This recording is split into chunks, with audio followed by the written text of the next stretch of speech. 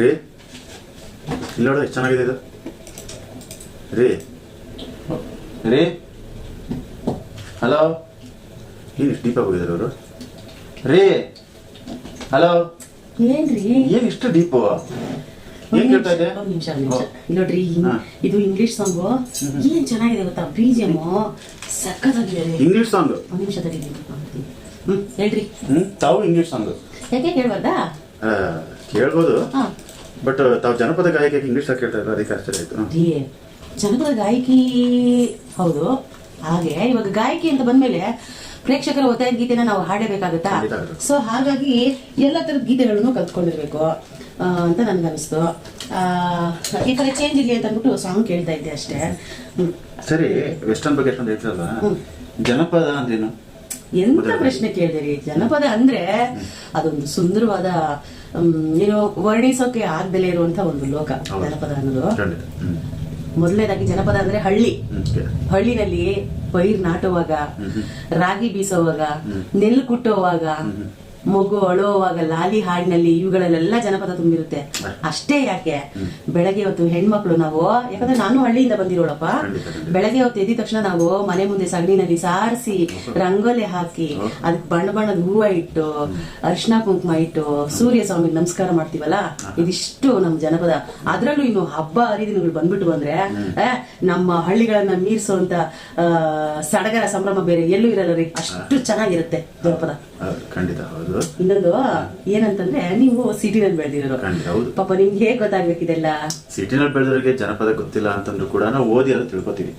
ಹೀಗೆ ಓದ್ಬೇಕಾದ್ರೆ ನನಗೆ ತುಂಬಾ ಒಂದು ಆಸಕ್ತಿ ಮೂಡಿಸಿದಂತ ಒಂದು ವಿಚಾರ ಏನಂದ್ರೆ, ಮಂಟೇಸ್ವಾಮಿ ಕಾವ್ಯ ಅಂತ ಅದ್ಭುತವಾದ ಕಾವ್ಯ ಕೇಳಿದ್ಯಾ? ಆ ಮಂಟೇಸ್ವಾಮಿ ಆಗಿನ ಕಾಲದ 15ನೇ ಶತಮಾನದಲ್ಲಿ ಒಬ್ಬ ಸಂತ, ಹಾಗೆ ಜನಪದ ಗಾಯಕರು ಕೂಡ ಅವರು. ಆಗಿನ ಕಾಲದಲ್ಲಿ ಸಂತರು ಅಂತಂದ್ರೆ ಕೇಳ್ಬೇಕಾ? ಸೊ ಅವರ ಒಂದು ಕಾಲ ಆದ್ಮೇಲೆ ಆ ಮೈಸೂರು, ಮಂಡ್ಯ, ಕೊಳ್ಳೇಗಾಲ ಆ ಸೈಡಲ್ಲಿ ನೀರ್ಕಾರರು ಅಂತ ಬರ್ತಾರೆ. ಸೊ ಅವರು ಇವರ ಕಾವ್ಯಗಳನ್ನ ಇನ್ನೂ ಜೀವಂತವಾಗಿಟ್ಟು ಅವರ ಹಾಡುಗಳನ್ನ ಹಾಡಿ ತುಂಬಾ ಪ್ರಸಿದ್ಧಿಯನ್ನ ಮಾಡಿದ್ದಾರೆ. ಸೊ ಆ ಒಂದು ಮಂಟೇಸ್ವಾಮಿ ಕಾವ್ಯದಲ್ಲಿ ನನಗೆ ಇಷ್ಟವಾದ ಒಂದು ಹಾಡು ಆದಿಜ್ಯೋತಿ ಬನ್ನಿ. ಸೂಪರ್ ಸಾಂಗ್ ಅಲ್ವಾ? ಇವತ್ತು ಯಾಕೆ ನಾವು ಆ ಹಾಡನ್ನ ಹಾಡಬಾರ್ದು? ಇವತ್ತು ಖಂಡಿತವಾಗ್ಲು ಹಾಡೋಣ. ಖಂಡಿತವಾಗ್ಲು ನೋಡಿ, ಮಂಟೇಸ್ವಾಮಿ ಅವರ ಒಂದು ಈ ಹಾಡನ್ನ ನಮ್ಮ ಜನಪದಕಾರರು ಇವತ್ತಿಗೂ ಜೀವಂತವಾಗಿರಿಸಿದ್ದಾರೆ ಅನ್ನೋದಕ್ಕೆ ಆ ಹಾಡು ಇಷ್ಟೊಂದು ಸಾಕ್ಷಿ ಅಲ್ವಾ? ಒಂದೇ ಹಾಡಲ್ಲ, ತುಂಬಾ ಹಾಡುಗಳು. ಈ ಹಾಡೇನೋ ಒಂಥರ ವಿಶೇಷ ಅಲ್ವಾ? ಅದಕ್ಕೂ ಮುನ್ನ ಸ್ನೇಹಿತರೆ, ಯಾರೆಲ್ಲ ನೀವು ನಮ್ಮ ಚಾನಲ್ಗೆ ಸಬ್ಸ್ಕ್ರೈಬ್ ಆಗಿಲ್ವೋ ದಯವಿಟ್ಟು ನಮ್ಮ ಚಾನಲ್ಗೆ ಸಬ್ಸ್ಕ್ರೈಬ್ ಆಗಿ, ಮತ್ತೆ ಕಾಮೆಂಟ್ಸ್ ಮಾಡಿ, ಲೈಕ್ ಮಾಡಿ, ನಿಮ್ಮ ಸ್ನೇಹಿತರನ್ನು ಸಹ ಸಬ್ಸ್ಕ್ರೈಬರ್ನಾಗಿ ಮಾಡಿಸಿ. ನೋಡಿ, ನಾವು ಜನಪದ ನಮ್ಮ ಈ ಪೀಳಿಗೆಗೆ ಮತ್ತೆ ಮುಂದಿನ ಪೀಳಿಗೆಗೆ ನಶಿಸಬಾರ್ದು ಅನ್ನೋ ಒಂದು ಉದ್ದೇಶದಲ್ಲಿ ಅದನ್ನು ನಾವು ಜೀವಂತವಾಗಿ ಉಳಿಸೋದು ನಮ್ಮೆಲ್ಲರ ಕರ್ತವ್ಯ ಆಗಿರುತ್ತೆ ಅಲ್ವಾ? ಹಾಗಾಗಿ ಜನಪದದ ಒಂದಷ್ಟು ಬುದ್ಧಿಯನ್ನು ನಾವು ನಿಮಗೆ ತರಲಿಕ್ಕೆ ಈ ಒಂದು ಹೊಸ ಪ್ರಯತ್ನ ಮಾಡಲಿಕ್ಕೆ ಶುರು ಮಾಡಿದ್ದೀವಿ. ಅದ್ರ ಜೊತೆಗೆ ನಿಮ್ಮೆಲ್ಲರ ಪ್ರೀತಿ, ಪ್ರೋತ್ಸಾಹ, ಸಹಕಾರ ನಮ್ಗೆ ತುಂಬ ಮುಖ್ಯ ಆಗುತ್ತೆ ಅಲ್ವಾ? ಸೊ ಹಾಗಾಗಿ ನೀವು ಸಬ್ಸ್ಕ್ರೈಬ್ ಆಗಿ, ಮತ್ತೆ ನಮ್ಮ ಹಾಡುಗಳಲ್ಲಿ ಏನಾದರೂ ಸಣ್ಣ ತಪ್ಪು, ಮಿಸ್ಟೇಕ್ಸ್ ಇತ್ತು ಅಂತಂದ್ರೆ, ತಪ್ಪಿದ್ರೆ ದಯವಿಟ್ಟು ನೀವು ನಮ್ಮ ಕಮೆಂಟ್ಸ್ ಬಾಕ್ಸಲ್ಲಿ ತಿಳಿಸಿ. ನಾವು ಅದನ್ನು ತಿದ್ಕೊಂಡು ಮುಂದಿನ ವಿಡಿಯೋಗಳಲ್ಲಿ ಸರಿಪಡಿಸ್ಕೊಳ್ತೀವಿ. ನಿಮ್ಮ ಅಪೇಕ್ಷೆ ಗೀತೆಗಳು ಇದ್ರೂ ಕೂಡ ಸಹ ಹೇಳಿ, ಹಾಡ್ತೀವಪ್ಪ ನಾವು ಅಲ್ವಾ? ಹಾಗಾಗಿ ಹೌದು, ನಮ್ಮನ್ನ ಪ್ರೋತ್ಸಾಹಿಸಿ, ಬೆಳೆಸಿ, ಬೆಂಬಲಿಸಿ ಅಂತ ಹೇಳಿ ನಾವು ಈ ಮೂಲಕ ಕೇಳ್ಕೊಳ್ತಾ ಇದೀವಿ. ಹಾಗೆ ಮುಂದಿನ ವಿಡಿಯೋಗಳಲ್ಲಿ ಜನಪದದ ಮೂಲವನ್ನ ತಿಳಿಸ್ತಾ ಒಂದೊಂದು ಹಾಡುಗಳನ್ನ ನಿಮಗೆ ಕೊಡ್ತಾ ಹೋಗ್ತೀವಿ.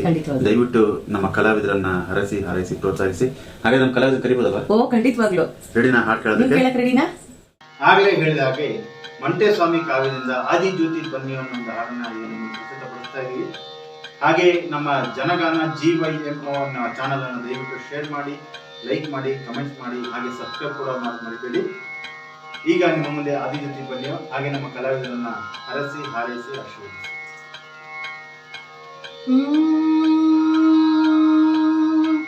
ಆದಿಜ್ಯೋತಿ ಬನ್ಯೋ, ಪರಂಜ್ಯೋತಿ ಬನ್ಯೋ,